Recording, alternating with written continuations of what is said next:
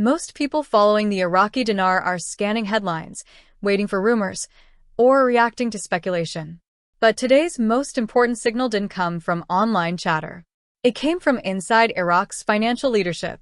A senior economic figure closely tied to Iraq's monetary and fiscal decision-making has made remarks that change how the dinar's outlook for 2026 should be understood.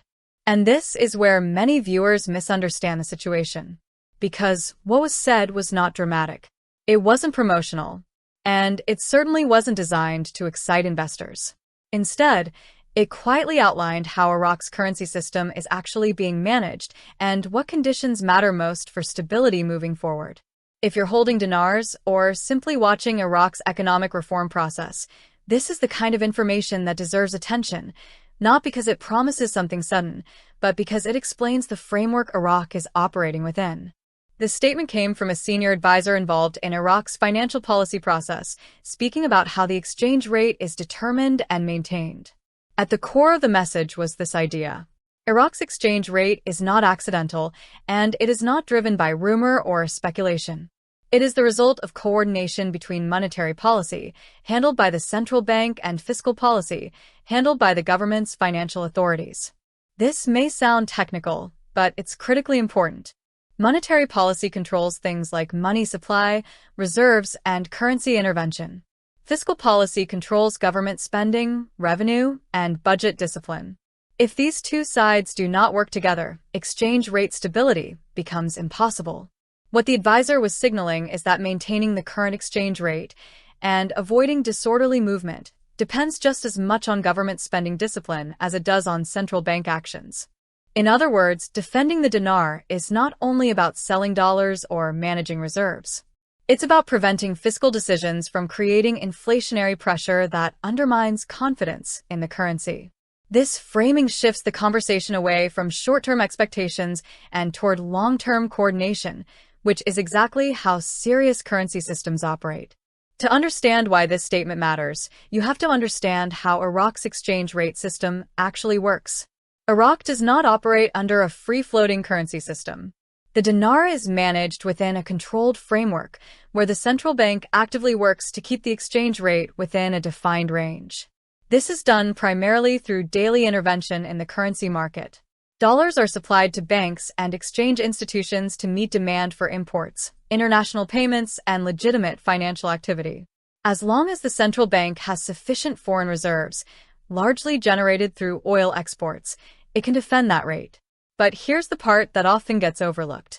Exchange rate control is not just about reserves. It's about pressure. If government spending expands too quickly, more dinars enter the economy. When that happens, demand for dollars increases as businesses and individuals seek to protect purchasing power. That extra demand puts strain on reserves and weakens the system. This is why exchange rate stability cannot be maintained by the central bank alone. It requires fiscal discipline to limit inflationary pressure before it reaches the currency market. What the advisor was effectively reminding observers is that Iraq's exchange rate is stable because multiple controls are working together, not because of speculation or future promises. This brings us to the most important shift in the conversation, the role of fiscal policy. According to the statement, maintaining the current exchange rate depends heavily on the government's ability to manage spending, increase non-oil revenues, and control budget pressures. This is a critical point. If government expenses rise faster than revenue, inflation increases. When inflation rises, confidence in the dinar weakens. And when confidence weakens, demand for dollars increases, putting the exchange rate under stress. We've seen this before. In past periods of fiscal strain, Iraq was forced to adjust the exchange rate to protect reserves. That history is well understood by policymakers today. What makes the current moment different is the acknowledgement that future stability depends on decisions being made now, particularly those tied to upcoming budgets and long-term fiscal planning. The message is not that a currency event is coming. The message is that discipline determines outcomes. If spending is controlled and revenues are managed responsibly, stability can be sustained. If not, pressure builds, regardless of how strong reserves may appear in the short term. This framing shifts expectations away from sudden change and towards structural management, which is exactly how serious monetary systems operate. One of the most important implications of this discussion is what it signals about Iraq's upcoming budget decisions, particularly looking ahead to 2026.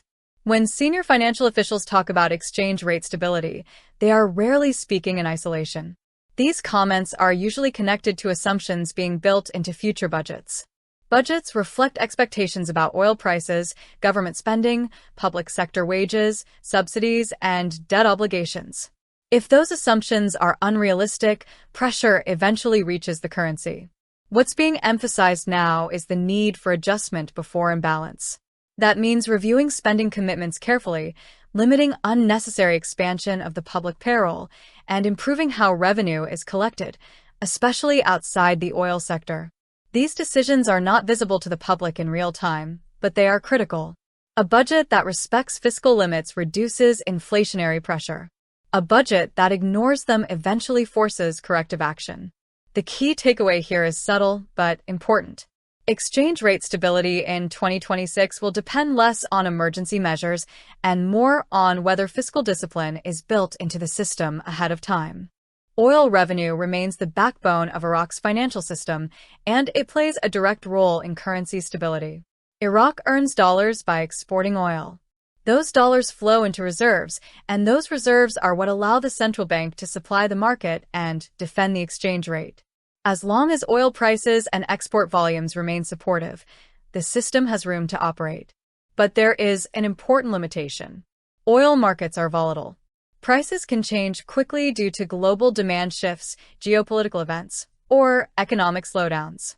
When prices fall, revenue falls, and pressure builds. This is why international partners closely watch Iraq's fiscal and monetary coordination. External oversight has increased, particularly around dollar flows, compliance, and financial transparency. These controls are designed to reduce misuse and leakage, but they also make the system more sensitive to discipline. There is less room for error. What this means for observers is straightforward. Currency stability today is supported by oil revenue and oversight, but sustainability depends on diversification and restraint. Oil can support stability, but it cannot replace structural reform. This brings us to the question many viewers are ultimately asking.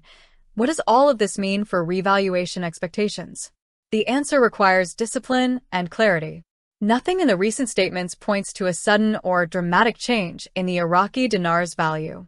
There was no announcement of a new rate, no indication of an overnight adjustment, and no confirmation of an imminent exchange event.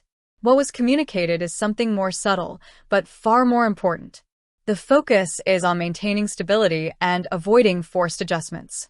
That tells us policymakers are trying to prevent the kind of pressure that would require sudden corrective moves, not preparing for an instant leap in value. In currency systems, appreciation does not begin with excitement. It begins with control. When inflation is managed, when spending is disciplined, when reserves are protected, and when institutions coordinate effectively, a currency earns credibility over time. That process is measured in years, not days. For observers and holders, this distinction matters. It helps separate realistic expectations from emotional narratives. It also explains why serious officials speak about frameworks and coordination rather than rates and predictions. The takeaway here is not that nothing is happening, it's that what is happening is structural, gradual, and deliberate.